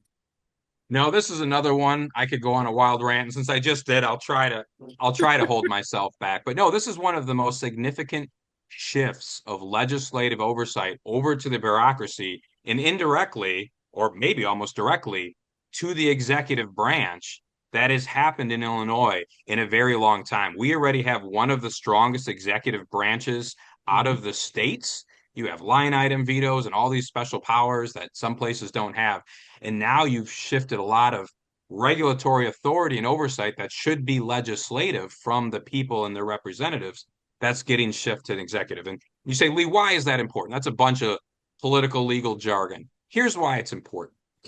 Because when we do something like lift the nuclear moratorium, which this bill in theory does, which I'm wildly supportive of, which is long overdue, but then you turn who gets to say what kind of power we need and how much, over to a bureaucracy controlled by people who very much have pushed certain kinds of energy production to the detriment of others, and then also more than double the amount per reactor fee. It's like around 4 million now per reactor fee, which, by the way, can get passed right to constituents if they're actually willing to pay it.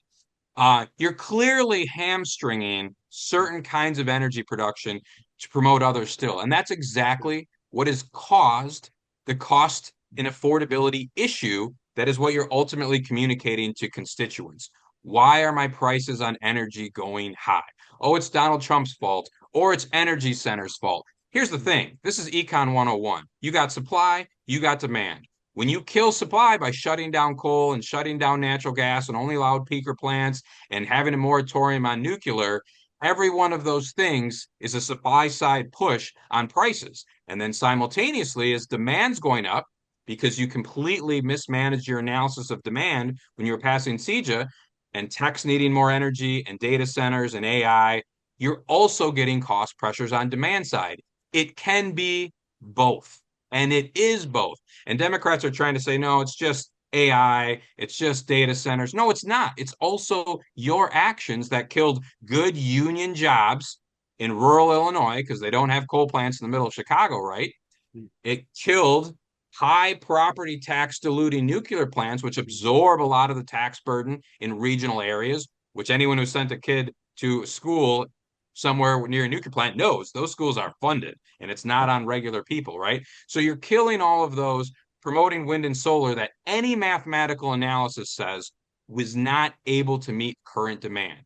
I am supportive of them. I am an all of the above Republican. I think there's a use for them as a supporting energy production. They cannot replace coal plants and nuclear plants and natural gas plants. But I think what really showed the lie in this is their aversion to natural gas. You can do natural and a gas in a way that has almost no CO2 emissions. And if you're near a methane release point or livestock slaughtering, they have natural gas production that is net negative in CO2.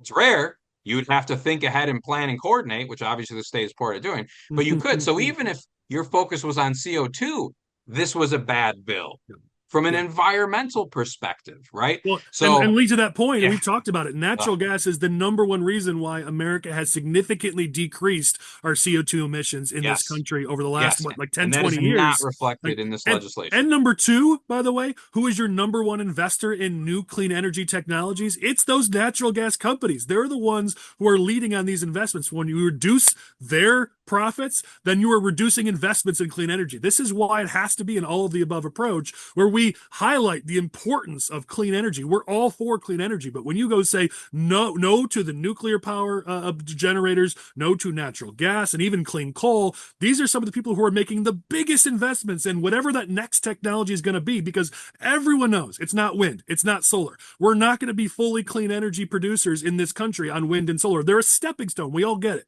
Who's going to invent that next thing? It's going to be the private sector, and it's going to be one of those people, but maybe not anymore, because you just wildly lowered their profits, and that's what's going into these investments in new technologies. I mean, it's this so minimally focused viewpoint that's going to kill us long term.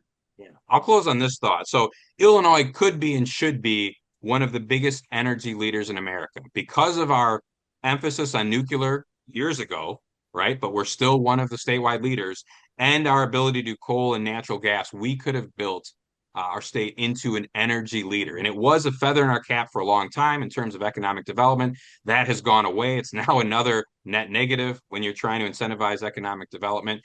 But that path still exists. I want to make that clear to everyone out there. If you're running a campaign or if you're just trying to be a good, knowledgeable citizen, Illinois still has that path available to them. It has been curtailed now by the shift of oversight and lawmaking ability from legislators to the bureaucracy. But that just makes things like the governor's race that much more important and undoing this, because the path is still there. The nuclear moratorium is gone. With the right governor and more legislation focused on allowing other forms of production, the path is still there. We're missing the moment right now. That moment is gone because of the Democrat shenanigans for the past decade, but the future path is still there. I think we should seize it. I think that needs to be part of our message going forward. And the fact that not a single Republican in either chamber and multiple Democrats joining with us pushed against this means they own it. They own the costs. They own the affordability. This isn't like some of the past environmental bills where a few Republicans joined on them. Everybody knew this was a bad bill, and that should be part of our messaging going forward. I couldn't agree more. I know Lee again killed it, but if anybody else has thoughts on energy, feel free to jump in before we move to our next topic.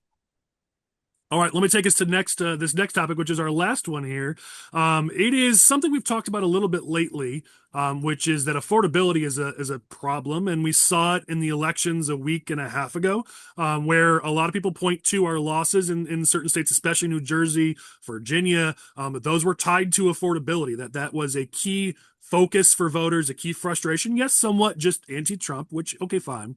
But when you talked about issues, it was affordability, it was cost of living. And the White House, we've been frustrated that they've been like, oh, it's fine, it's fine, it's fine. Like, but guys, it's not fine. Well, here we go. We just lost some elections because it's not fine. But here's the good news.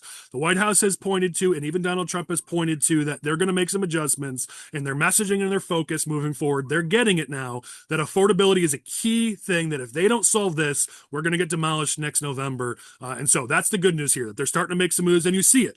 Trump just struck a deal on weight loss drugs. Of course, a lot of people in the industry are like, oh, poo-pooing it, but it was a significant deal to lower the cost of weight loss drugs for Americans, which some studies show as many as a quarter of Americans, or of adults, I think it was, are on some of these weight loss drugs, which is crazy. Trump has lowered those costs. A few weeks ago, he came out with IVF, a way to lower some of those costs. There's a lot more work to be done, but you are seeing some things actually happening now, finally, at the federal level, because they're recognizing that as costs rise, that's a problem, especially when you were elected, because you promised you were going to lower those costs. And so there's still a little bit of the head in the sand. A few quotes in some of these articles from the White House from some people are like, no, we've done great. Okay, not so much. The Working Families Tax Cut Act, or Big Beautiful Bill, was a good start. There were some benefits on the tax level there, but a whole lot more needs to be done to make life more affordable for working families. And the good news is, it looks like Trump and the White House and Washington, D.C. Republicans have finally gotten the message. So that's really good news. We got to parrot that. We got to jump on top of that. The next year, that's got to be what we focused on, because otherwise, all of our states are going to look like just like Virginia and New Jersey did, which was Democrats overperforming by 8 to 10 points at the ballot box, and that's a problem. I don't know, Colin. You know me, big Trump guy, whatever. We're talking about 50-year mortgages now. Well, okay, not everything Trump says is a good idea. Let's be real here. Car loans, Colin. Like, this is rough. It's in a rough week for the Trump administration on a number of fronts, and I don't know if just talking about IVF drugs and the other thing you talked about is going to fix the cost of living. It's a step in the right direction, but yeah, 50-year mortgages is a dumb idea. But that's Trump. Some good ideas, some really dumb ideas. That's what you get with the guy. But at least they're finally starting to focus on it. Now, hopefully, they focus on it well. Do any of you watch or listen to Dave Ramsey, or watch his, or any of you Dave Ramsey acolytes? Joan and I are, and we get, I consume his show in bites. And Ken Coleman, who's one of his guys, went on a kind of a rant this week after the election. It's not a political show. It's just all about finances. And he emphasized a million times, he's a capitalist, he's a capitalist, he's a capitalist. But these far left elections that happened in these deep blue states, talking about millennials, talking about young people, he said 3 things: housing, healthcare, and student loan debt. These are not things that we can ignore. There are capitalistic solutions to them. There are conservative solutions to them. We need to talk about them. But they're putting their stock in Marxist communists like this Zamdani or Mondani guy, and the AOC types and the Bernie Sanders types, who, rail about these harebrained, insane ideas that are all about. I mean, he even said in his victory speech, Mondani, like, I'm paraphrasing, there's not a problem out there that the government can't solve. I mean, this is as extreme nutty stuff as you can possibly get, but we can't just call it nutty. We have to bring it to the next step and explain capitalism a little bit better, and explain conservative public policy a little bit better. Like, for example, not backing these insanely generous loans that we've been giving to kids for years, which prop up the price of all of these universities, like not subsidizing healthcare like we've been doing with Obamacare, that only raises the price, which we're all going to find out in January, that when you subsidize anything, the prices skyrocket. And housing is a little bit tougher a thing. And yeah, I don't necessarily, not necessarily on board with the 50-year mortgage, but you know what? At least it's an idea. At least they're trying. And that we need to do a whole lot more talking about actual solutions, conservative solutions to these problems, because they are real problems that younger people are facing right now. Yeah, and all Americans, obviously, you highlighted a specific and a key demographic, but the point is we need to talk about it. And your plan may be one we support or don't support, but at least talk about it. The problem is I use this all the time from American President when Michael J. Fox is talking to the president. He's like, in the absence of real leadership, they're crawling through the sand begging for leadership. And in the absence of real leadership, they will drink the sand. The point being, Democrats have a plan for affordability. It's a horrible plan, but they have a plan. Where's our plan?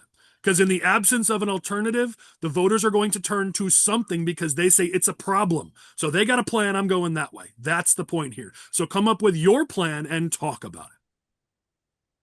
And I think there's something here in Illinois. So there's an AP article that was fascinating to me, a national AP article. Voters' anger at high electricity bills and data centers looms over 2026 midterms. I encourage, if you've grabbed that, Google it and read it, talking about how voters they focused on specific states. They didn't cover Illinois, but in a lot of these states, they talked about how energy especially, and we just talked about this. If you missed it, go back one topic, click on the links Lane gives you to go back a topic and listen to our thoughts on energy, especially Lee's thoughts on energy. The Republicans have a great plan on how to improve energy costs and lower your bills, and that's going to be a key thing, a key issue in the 2026 midterm elections. And here's my question to you guys, because this article was written kind of with a little leftward slant of how Republicans in some states like Georgia and others have supported data centers, and those are sucking up energy and water and increasing people's utility costs. And I thought, wait a second.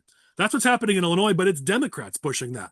I know we are the pro-business party. I get that. But is there a lane here for Republicans in Illinois where it's J.B. Pritzker and the Democrats who are pushing the data centers and these things that are increasing your electricity costs and your energy costs and your water rates because they're sucking it all up? Is there a populist stand from Republicans to say, hold on a second, this is too much for working families. We can't afford this right now? Because this article kind of talks about how Democrats in other states could use this to their advantage. My question is this something Republicans should be thinking about here in Illinois? I think 100%, and I also think from the energy perspective, there's a aspect of it that we need to focus on local control, because you see the state of Illinois and the Pritzker administration trying to shut power plants down across the state. You see when it comes to solar panels and windmills, that they're taking away local control from county governments and basically forcing them to accept any project that comes before them. That's an issue as well that I think needs to be addressed. No, I think that's a great point, and I think it's augmented because the governor has so many quotes about how he was pushing data centers, how they'll be an economic driver.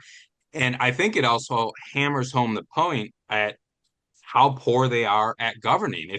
If the governor was really focused on economic development and using data centers as part of that spectrum, then he shouldn't have been killing the ability to produce energy in Illinois. He set himself up and this state up for failure. There are states, and there's not many of them, it's hard to do, but there are states that are actually lowering their electric costs through data centers because that much demand is they're absorbing, because they're making them pay their own way, and because they're a good economic state, they're making pay for their own development, which surrounding ratepayers are benefiting from. If I'm sharing the cost of putting up electric transmission with a mega user, kind of like a nuclear plant sharing property taxes, there are realms, if your state is ready for it, if you're ready to meet the moment, where it actually spreads those costs around more, as long as you're making the data centers carry their own weight, pay for their own develop, and do those things.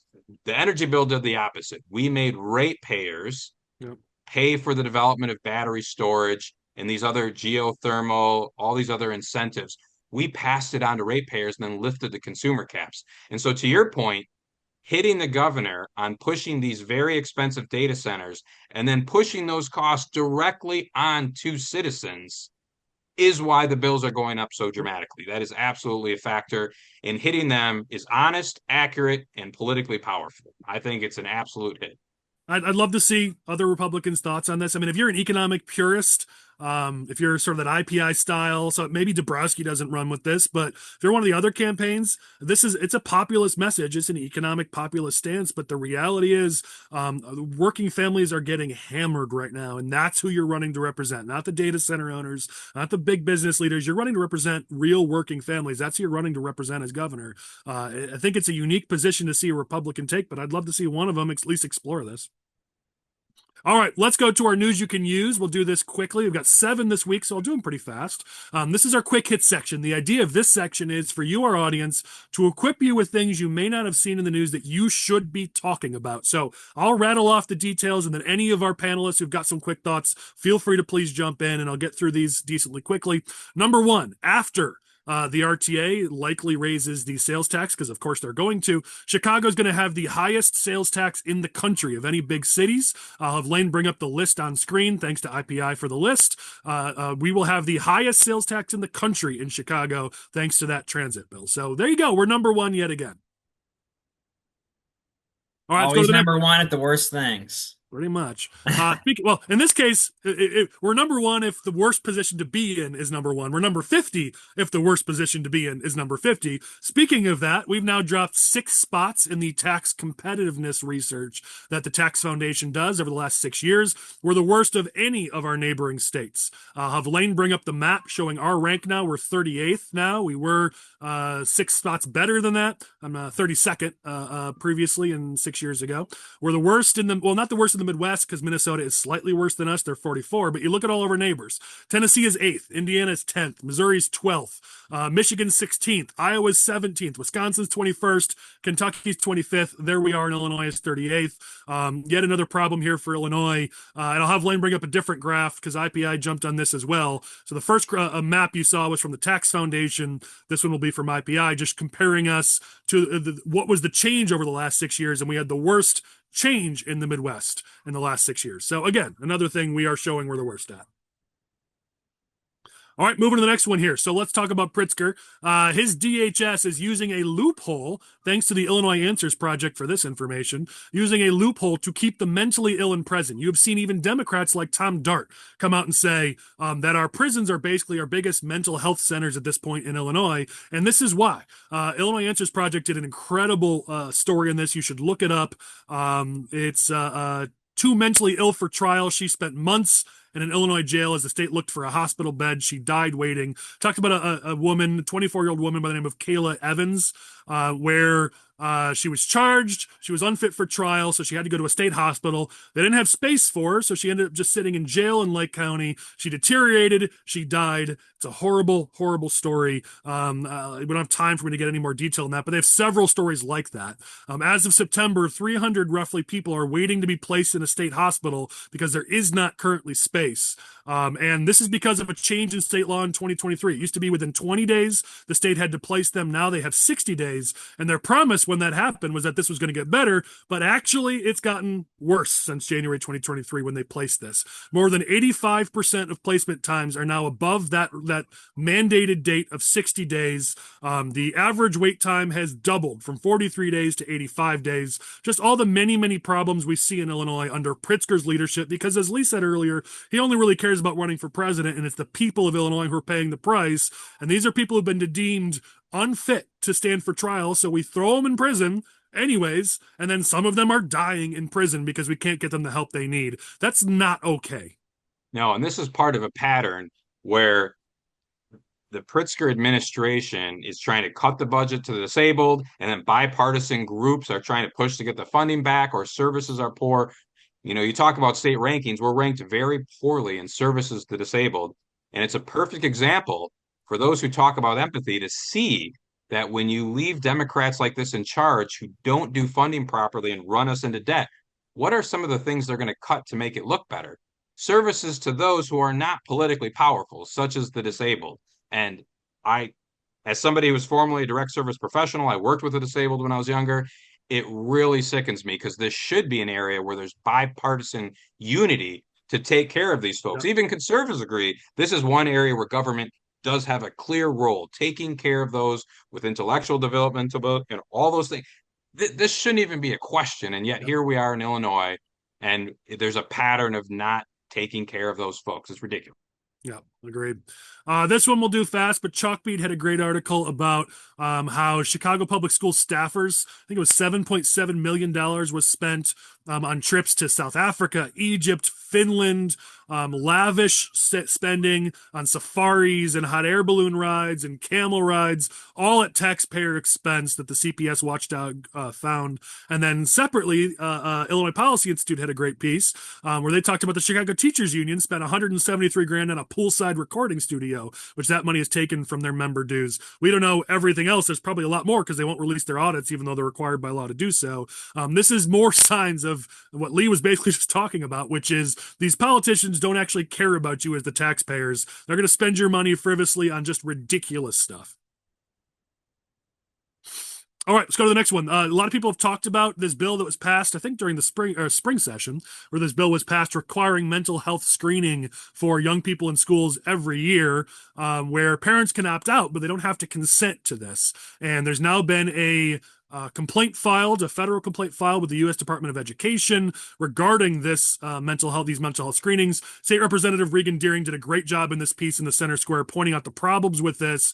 We all agree. She said it. Our kids deserve timely support. But right now, what you're looking at is mandating this and you're basically pulling away parental rights in the process. There's a much, much, much better way to do this. And kudos to Regan for pointing that out and the Center Square for running the article.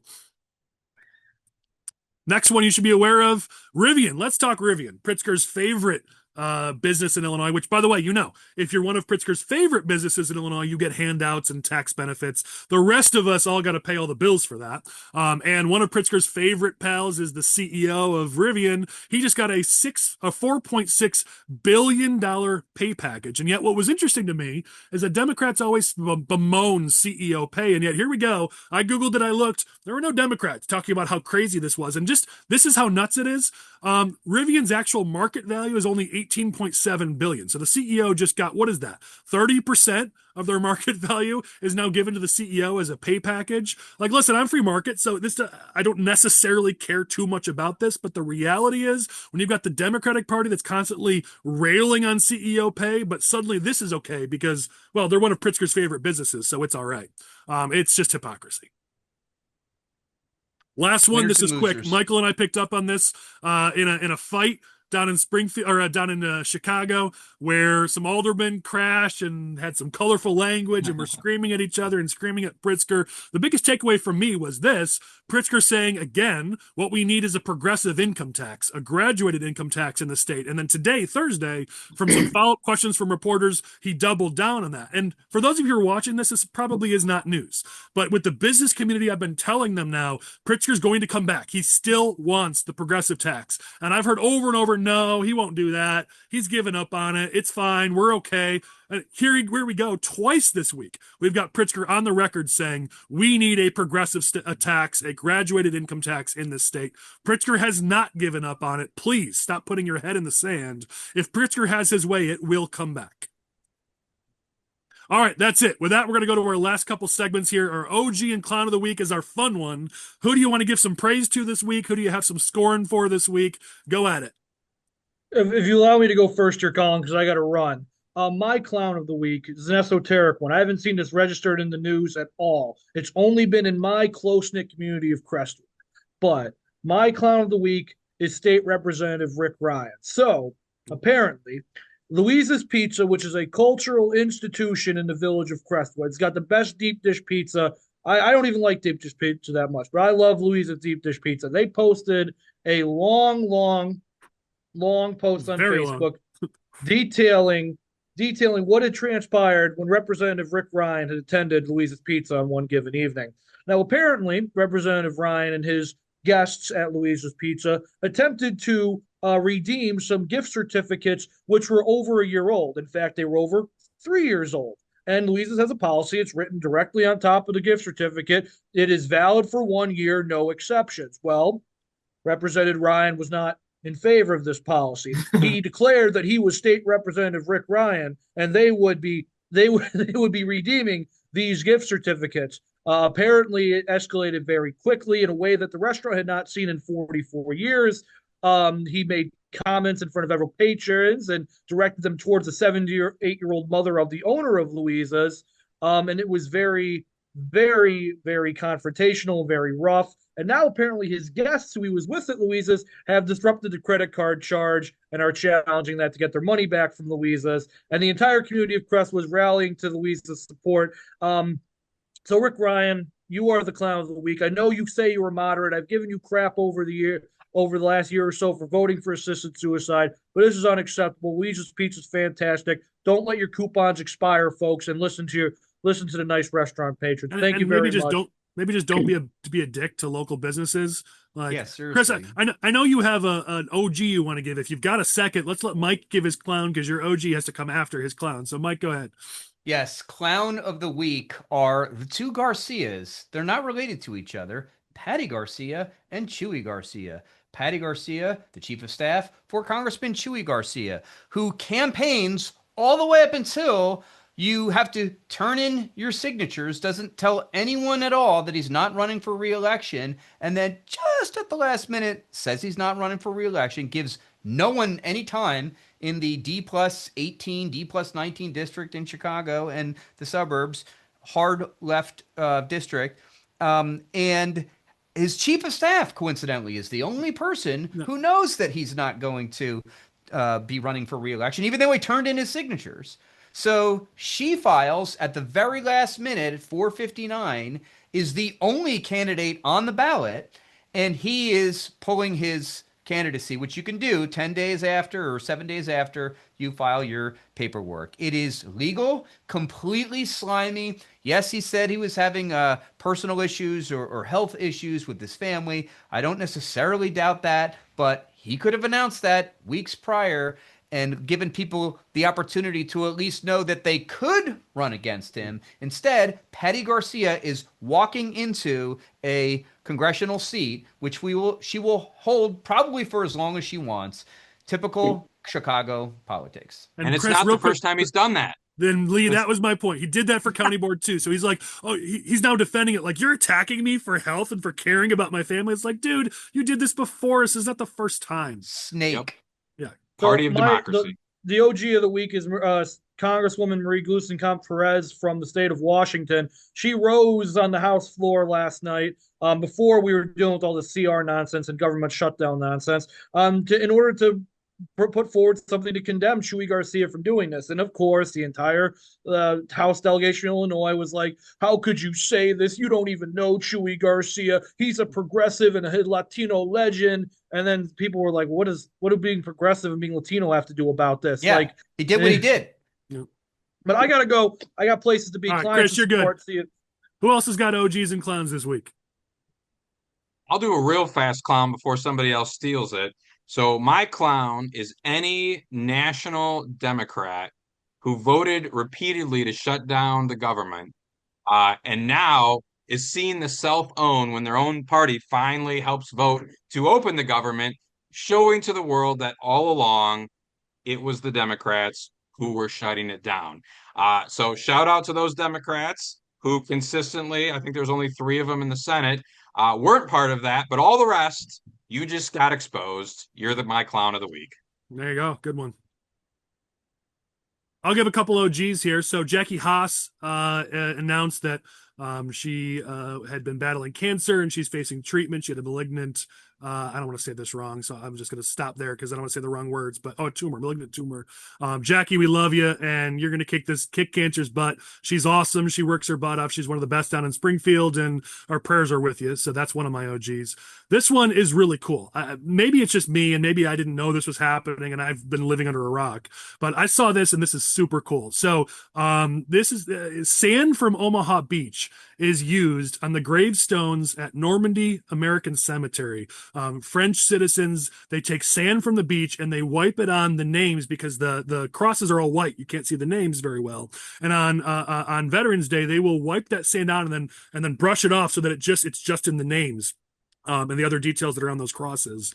And it is super, super cool. It is, you can Google it, look it up. Like, it's an incredible way to honor those Americans who lost their lives as part of D-Day. And then they place flags, American and French flags, in front of every headstone. It's just a super, super cool thing that I didn't even know was happening. So kudos to them. And that's just a gigantic OG of the week for me. Last one is just in memoriam to the penny. The last American penny, was minted in Philadelphia on Wednesday. It is done. The New York Times, and I don't often give credit to the New York Times, but they actually ran it as an obituary. It was pretty clever. It was a fun story, but since Lincoln is on the penny, I feel like we in Illinois should be especially grateful for that penny, and rest in peace. We will miss you. In memoriam to the U.S. penny. Can I give one clown? For some reason, I got kicked off. I had to get back on. I've got to give a clown nomination to Edward York, a staffer for Tammy Duckworth, who went into an ICE facility and falsely claimed that he was an attorney representing somebody that was detained there. The individual that he came to see had been deported 4 times across multiple administrations, Republican and Democrat, and had gotten DUIs in the United States. He assisted this detainee in filling out legal paperwork, but he filled it out incorrectly. And now DOJ is looking into it because obviously you can't falsely impersonate an attorney. That's kind of against the law. So come on, Tammy. Yeah. I got some clowns still. So JB Pritzker, so Veterans Day, maybe a day you could put aside politics, even JB Pritzker for one day. But no, he was in Little Village giving a speech where he couldn't even get through 3 minutes of the speech before he was railing on Trump, railing on Republicans, talking immigration. I mean, I get that was the point of the event. It's fine. But for one day, could you just honor our veterans? You're standing in front of an American Legion. And even then, you can't just honor our veterans and not make it political. JB Pritzker is just a partisan hack at this point. And yet again, another Clown of the Week nomination for me. Alderman Chris isn't here to correct me on his pronunciation of his name. Gil Villegas. I probably said it wrong, from the 36th. So he wants to push a delivery tax in Chicago because he saw, Lee, the great idea that Springfield Democrats have. So he wants now to push that in Chicago. That's not really my point here. My point is this. This is literally what he said. Chicagoans have an easy option to not pay the fee. Just limit your online shopping, he said to Cranes. I mean, that's how out of touch these people are. Who are the people most using online shopping? It's single mothers, single parents, the elderly, seniors who maybe can't get out of the house, and they're the ones who are mostly shopping online. But it's okay because this Chicago alderman says, it's okay, you can get away with not paying the fee. Just don't order stuff online. Just find a way to get to the store. That's how out of touch these politicians are.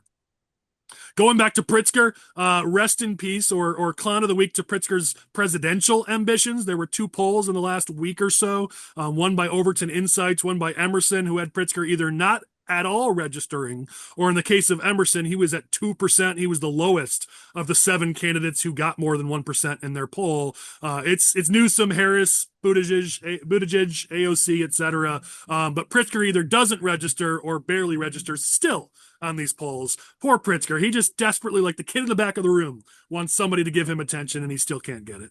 Real quick story. There was a moderate Republican in New Jersey years ago. Her name escapes me. It was female governor Christy Todd Whitman, that's who it was, who was all the rage about the future of the Republican Party. She was a super moderate, whatever. But she almost got beat in her reelection. She didn't win. She didn't lose, but she almost got beat. Killed her presidential ambitions. I want, obviously, the Republican nominee to destroy Pritzker next year. It would kill his entire career. But if he comes close to beating Pritzker, that might kill his career as well. Yeah, well, you're right. Last one I have, Michael, I know you pointed to this too. For all those people who were fear-mongering over the Supreme Court and it's so far right, and we've seen this over and over for years now, and yet they wouldn't even take up the appeal on same-sex marriage, and yet we've been told this is the furthest right Supreme Court ever. They're going to destroy all your rights. They're going to take away same-sex marriage. They wouldn't even hear the appeal, so just stop it. All right, closing thoughts. We'll let our guests go last. Michael, you did great this week, but I want to let our guests finish us up. So your final thoughts this week, Michael. Well, I don't even know what I was gonna say. So, that's fine. Then I'm skipping past you, man. You've been killing me. Go ahead. You get something better for me next week. Come on. Yeah. All right, Mike, you've been awesome. Thanks for being with us. Your closing thoughts this week. Nothing, just a plug. I'm going back on the radio. I used to host a syndicated show for 15 years. I'm going back on the radio tomorrow out of Indianapolis, filling in for Tony Katz. Cool. So check that out on my Facebook page, Mike Koolidge. I'll probably link to it, WIBC, from 11 to 2 p.m. Central. Nice. I'll tune in. That's awesome. I miss you on the Welcome radio. back. I know you're doing bigger and even sometimes better things, but you were awesome on the radio. So it's cool to hear you back on that. It'll be fun. All right, Lee, you brought the heat and then some this week, my friend. Your final thoughts. Yeah, I was still riled up from veto session. First, I'm going to give a quick OG. And my OG is to all the veterans who were forced to work on Veterans Day and still weren't getting paid, and all the other federal government employees who had to work through this nonsense and were required to do that, and still went in, held down. You're my OGs of the week. And in honor of Veterans Day, all the veterans out there, thank you for what you do. And my closing thoughts are very simple. I just came through as a freshman senator, a fairly ugly, sometimes unethical spring session, and then an absolute ridiculous power abusing veto session. And one of the consistent themes through there is Democrats have all this power. They've gerrymandered, bought even more than they should, and they're not using it to make this state more affordable. They're not using it to solve the problems of the state that people are having right now. So if you're out there and you're getting ready to run for office, whether it's a local office, whether it's a state office, take a look at what they've been doing and use it to connect the dots for your voters and show that to them. The facts are all there. Shoot, I could run down bill numbers where they're going to raise the cost of insurance. It's going to raise the cost of housing. It's going to raise the cost of energy, right? Simultaneously sweeping funds from many areas and driving up taxes for transit. The pattern's out there. It's our job as candidates to connect those dots and show the truth and take it to the people. Because I'm a firm believer that when you put the facts in front of voters and show it to them, they will make good decisions. People's lives are busy. You have to do some of the work of making sure they see what's happening. But if you do that, you're going to win a lot of elections. I like it. Lee, real quick, how long have you been in office in Springfield? Since January. I am a newbie. Okay. Yeah, so I point that out to just say, like, you were impressive in this episode, and I just want people to know there is talent in this Republican Party. I mean, you're talking about Lee's been there for less than a year, and look at his grasp of the issues and how much of a leader he is. For those who want to tell you there's no talent in the Republican Party in the state, Lee's an example of that talent. And I want to give you some credit, Mike, because I only knew of Lee because of you. Mike was pimping you out. I don't even know if you know this, Lee, but early on, when Mike and I knew each other, he'd pimp you out just when you were the mayor of Dixon, saying this dude has talent, he has potential. Mike, you were right. Lee's awesome, and so kudos to both of you.